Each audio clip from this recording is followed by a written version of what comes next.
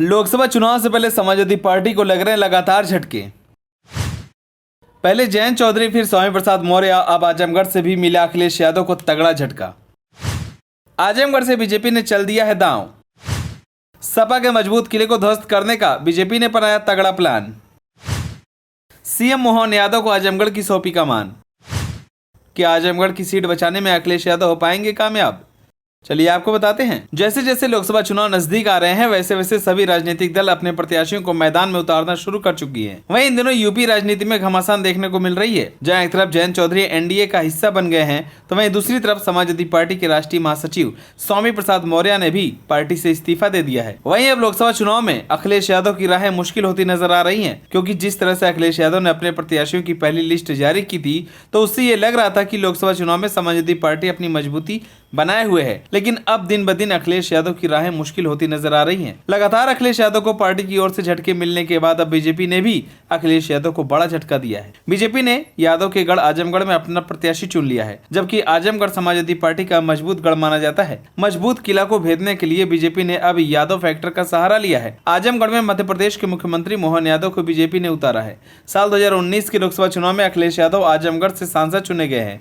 BJP की प्रचंड लहर में भी आजमगढ़ से सपा ने झंडा बुलंद किया। साल 2022 के विधानसभा चुनाव में सभी 10 सीटों पर सपा प्रत्याशियों को जीत मिली।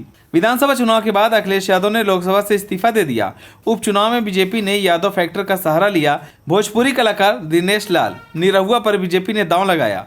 बीजेपी को यादव फैक्टर का फायदा मिला। दिनेश लाल निरहुआ ने सपा प्रत्याशी धर्मेंद्र यादव को आजमगढ़ लोकसभा सीट पर पटखनी दी। सपा की मजबूत सीट बीजेपी के खाते में चली गई। आजमगढ़ की लोकसभा सीट जीतने के बाद बीजेपी काफी उत्साहित है।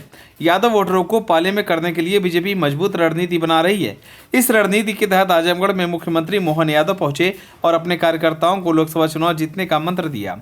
बीजेपी अखिलेश यादव के गढ़ में दोबारा कमल खिलाने की योजना बना रही है। आजमगढ़ की आसपास सीटों पर भी बीजेपी की नजर है। यादव मतदाताओं को बीजेपी के पक्ष में करने का दायित्व मुख्यमंत्री मोहन यादव को सौंपा गया है। मोहन यादव कार्यकर्ताओं की बैठक कर मतदाताओं को बीजेपी के पक्ष में लामबंद करने की कोशिश कर रहे हैं। लोकसभा चुनाव से पहले आजमगढ़, लालगंज, घोसी, बलिया और सलेमपुर में कार्यकर्ताओं की बैठक कर बीजेपी मोहन यादव के जरिए यादव वोटरों को पाले में करना चाहती है। मोहन यादव के साथ कई वरिष्ठ नेता आजमगढ़ पहुंचे। बीजेपी कार्यकर्ताओं को मोहन यादव ने मतदाताओं को बीजेपी की तरफ से आकर्षित करने के गुण बताए। उन्होंने कहा कि मेरा आजमगढ़ का दौरा पहली बार है। शीर्ष नेतृत्व के विश्वास पर खरा उतरने का प्रयास होगा। पूरा विश्वास है कि 2024 में भी बीजेपी की सरकार बनेगी।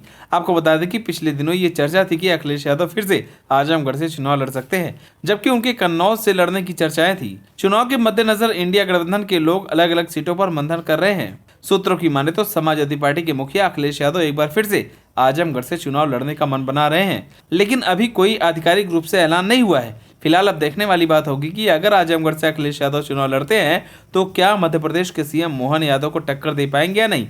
आप सभी को क्या लगता है, इस बार आजमगढ़ सीट किसके खाते में जाएगी? आप हमें कमेंट कर जरूर बताएं। अगर आप नए हैं तो हमारे चैनल को सब्सक्राइब करें।